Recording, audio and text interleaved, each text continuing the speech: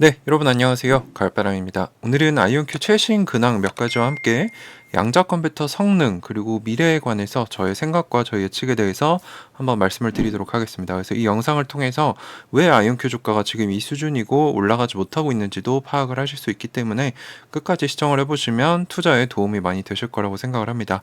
그래서 부제로는 64EQ로는 보여줘야 한다. 라고 제목을 지어봤습니다. 네, 첫 번째 소식은 아이온큐가 퀀텀 바젤이 주관한 글로벌 양자 심포지엄에 참여를 했습니다. 그래서 엔지니어링 담당 임원인 딘 카스민, 이분이 이제 블루 오리진 출신이죠. 이분이 참가를 해서 이제 현지 시각으로 3월 18일 1시 45분 오후에 있었던 산업이 양자 컴퓨터를 만들기 시작하다. 라고 해서 이제 양자 컴퓨터가 산업화된다 이런 내용으로 IBM의 이 디렉터 중 한 명인 제리 차오, 그리고 디웨이브 쪽 사람, 그 딘 카스맨 아이온큐 사람, 그리고 빈시 에너지스라는 곳에서의 박사님 한 분 이렇게 참여하셔서 저번에 리마 알라마딘이 했던 것 같은 그런 패널 토론을 좀 했던 것 같아요. 그래서 이 아이온큐 링크드인에 올라온 내용을 보면은 업타운 바젤의 스위스 최초 상업용 양자 허브인 퀀텀 바젤이 주최한, 그래서 이 양자 혁신에 대해 더 알고 싶어하는 열성적이고 열정적인 청중의 환영을 받았다. 그래서 세션의 초점은 이제 기업 수준의 양자 시스템에 도달하는 것이기 때문이다. 그래서 다음 같은 얘기를 했는데, 이온 트랩의 자연적 이점이 뭐가 있고 최근 35, 36 AQ까지 달성을 했고 양자 네트워킹이 어떻게 가고 있는지, 이거를 통해서 이제 256 AQ를 향해서 포토닉 인터커넥트 연결 연구도 하고 있는 거죠. 그리고 그 외에도 아이온큐와 퀀텀 바젤과 함께 유럽 양자 데이터 센터 구축을 하기 위한 파트너십을 체결하고 양자 컴퓨터 2대를 판매했다. 그리고 어떻게 이 양자에 관한 여정을 떠날 수 있는지 우리 제품 한번 써보고 우리랑 계약해보자, 이런 홍보 세션을 했던 것 같습니다. 그래서 리마 알라마딘 때랑 비슷한 내용이었다라고 생각을 하시면 될 것 같아요. 소주제도 거의 똑같죠. 그래서 특별한 소식이라기보다는 꾸준히 이런 행사에 참여해서 이제 존재감을 계속 드러내고 홍보를 하고 있다라고 평가를 하시면 될 것 같습니다. 두 번째로는 아이온큐가 신규 파트너십을 체결했습니다. 그래서 바로 어제 나온 소식인데, 아이온큐가 미국 사우스캐롤라이나 주의 양자 SC 퀀텀이라는 곳과 함께 사우스캐롤라이나 주의 양자 생태계 발전을 위해 전략적 협약을 체결했다. 그래서 이 SC 퀀텀이 사우스캐롤라이나 퀀텀의 줄임말인데 뭐 하는 곳이냐? 다음을 통해서 미국의 퀀텀 리더십을 발전시키고 지역 경제를 강화하겠다. 그래서 이쪽에 다양하고 능력 있는 양자 전문가들을 육성하겠다. 관련된 혁신적인 연구들을 하겠다. 그리고 이 기술들을 사내, 사회에 창업을 하거나 기존 기업들에게 이전을 해서 효과를 발휘하겠다. 그래서 이 사우스캐롤라이나의 이런 양자 역량을 강화하겠다라는 단체인데, 참고로 올해 2월 20일에 주 예산에서 양자 컴퓨팅 관련된 예산을 가져왔습니다. 한 200억 원 정도. 그래서 주 역사상 최대 규모의 기술 투자를 통해서 양자 분야에서 앞서가겠다라는 차원에서 아이온큐랑도 이제 파트너십을 체결한 것 같아요.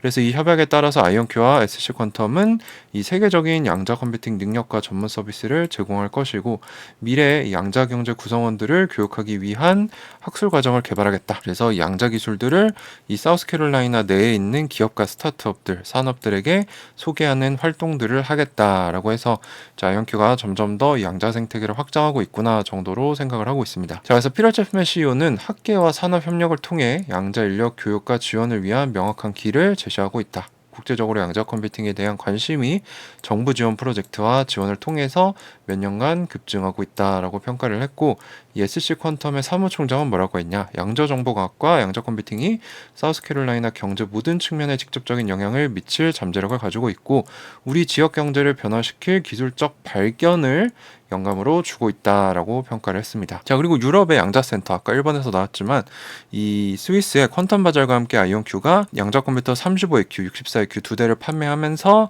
50대 50 지분으로 유럽의 그 스위스에다가 양자 데이터 센터를 오픈하겠다라고 했는데, 그에 대한 힌트가 나왔어요. 그래서 이분이 이 그 업타운 바젤이라는 퀀텀 바젤의 모기업에 있는 그 계열사 중에 이 공사 도로교통 관련 일을 하시는 분인데, 이분이 지금 건설을 담당하고 계시는데 이분이 힌트를 하나 링크드인에 던져줬습니다. 그래서 이 아이온큐와 협력을 체결해서 지금 이 양자센터를 짓고 있는데 10월에 첫 테스트 실행이 시작이 될 거고, 이미 첫 번째 직원이 아이온큐로부터 도착을 해서 유럽 본사를 열 것이다. 그래서 이미 시작은 했다. 그리고 10월 달에 이 양자센터가 설립이 되고 이제 여기서 본격적으로 영업을 하면서 유럽 쪽에서도 매출을 내기 위해 노력을 하겠죠. 그래서 왕성하게 활동을 하고 있다 정도로 볼 수 있을 것 같습니다. 자, 그리고 마지막으로 요거는 이제 제 개인적인 분석인데 오늘 영상의 하이라이트라고 저는 생각을 해요. 최근에 아이온큐 CEO 피터 제프맨 CEO가 아이온큐의 35AQ 수준인 포르테의 성능이 엔비디아의 주력 GPU 중 하나인 DGX H100과 비슷한 수준이라고 평가했는데 DGX H100의 가격은 현재 약 6억 원 정도를 하고 있고요. 뭐 보스턴 다이내믹스나 뭐 영국의 법률 AI 플랫폼, 독일 번역회사, 슈퍼컴퓨터를 관리하는 스타트업 존스홉킨스, 스웨덴 왕립연구소 등에 배송을 한 바가 있다고 합니다.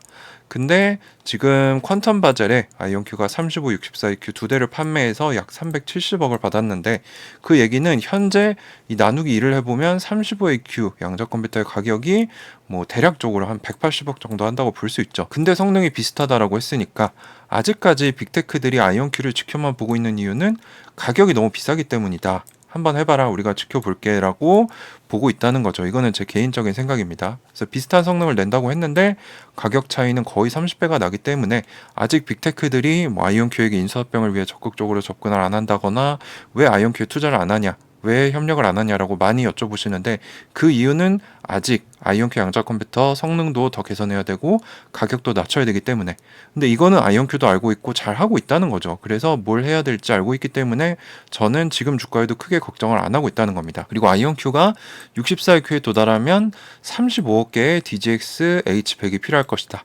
그리고 64EQ에 이 성능이 약 1800조 개의 상태 변수를 동시에 고려한다라고 했는데 최근에 GTC에서 엔비디아가 공개한 신제품 블랙웰 칩은 약 1조 개의 변수를 제어한다고 했습니다.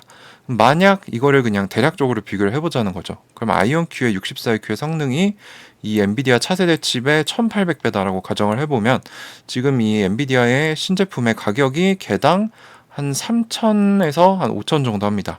근데 1800배라고 했으니까 아이온큐 64EQ 정도 수준을 엔비디아 칩으로 내려면 600억에서 960억 정도가 필요하다는 거죠. 근데 아이온큐 64EQ의 가격은 아까 이 두 개를 합쳤을 때 370억이니까 현재 가격 책정된 게 한 185억 정도 된다고 할 수 있죠. 근데 뭐 피터 제프맨 CEO가 항상 얘기하지만 회사 인력의 절반 정도는 양자 컴퓨터 성능 진전에 몰두하고 있고 나머지 절반은 소형화와 가격 절감에 노력하고 있다라고 했습니다. 근데 가격적인 측면으로 보면은 엔비디아 칩들로 아이온큐 64EQ 정도 성능을 내려면 600에서 900억인데 64EQ의 가격은 현재 185억 정도 하고 더 내려올 거라는 거죠. 그래서 이 시점이 와야만 본격적으로 아이온큐에 대한 관심과 이런 매수세가 이어지면서 주가가 올라갈 수 있다고 보는 겁니다. 그래서 64EQ가 나와야 이 목표 성능, 가격 절감에 성공을 해야 이때부터 본격적인 매출과 관심을 불러일으킬 것이다. 그리고 이 목표는 2025년이죠. 그래서 피터 제프맨 CEO가 지속적으로 앞으로 수년, 2, 3년 안에 챗GPT 순간이 양자 컴퓨터에게도 온다라고 했던 게 여기서 나왔다라고 제 개인적으로 분석을 할 수 있다는 겁니다. 자, 그래서 저의 의견들을 정리를 해보면 최근 아이온큐가 이 공항 최적화를 유럽에서도 또 했고 SC 퀀텀과 함께 인력 교육, 양자 기술 도입 협업 등 다양한 활동들을 왕성히 펼치고 있습니다. 근데 이제 투자자들과 고객들이 기다리는 거는 확실한 증거와 결과물이죠. 그래서 이거를 달성하는 시점을 이제 회사 로드맵이나 CEO 얘기를 들어보면은 내년인 64EQ가 될 것으로 기대가 되는데 원래 올해 목표였던 35EQ도 거의 1년 일찍 초과 달성했기 때문에 64EQ도 올해 말에는 나오지 않을까라고 생각을 해볼 수 있다는 거죠. 그리고 이 다음 2026년 내후년 목표인 256EQ 역시 핵심 기술 여러 양자 칩들을 연결해서 큰 양자 컴퓨터를 만드는 포토닉 인터커넥트를 올해 완성해서 시연을 해서 뭐 내년쯤에는 나오지 않을까라고 예상을 해볼 수 있다는 거죠. 그래서 저의 총평을 내려보면 아이온큐가 잘하고 있다고 하지만 이제는 실질적인 증거, 결과물을 보여줘야 할 때입니다. 그래서 64EQ가 올해 말, 뭐 늦으면 내년 초쯤에 나올 것으로 생각이 되는데 이때도 뭔가 유의미한 매출 또는 뭐 이런 결과물들을 내놓지 못한다면 아이온큐 투자에 대해 다시 생각해 볼 필요성이 있다라고 미리 제가 말씀을 드립니다. 그래서 아직은 이 증거가 부족하기 때문에 그래서 공매도가 많은 거고요. 주가가 좀 올라가려고 하면 꺾어버리는 거고 주가가 오르지 못하는 거. 그래서 이런 서방이나 이런 빅테크에서 아직 투자가 부족한 이유는 아직 보여준 게 너무 적기 때문이다라고 평가할 수 있는 겁니다. 그래서 그걸 뒤집을 수 있는 거는 회사 말대로 이루어진다면 64EQ가 나왔을 때다.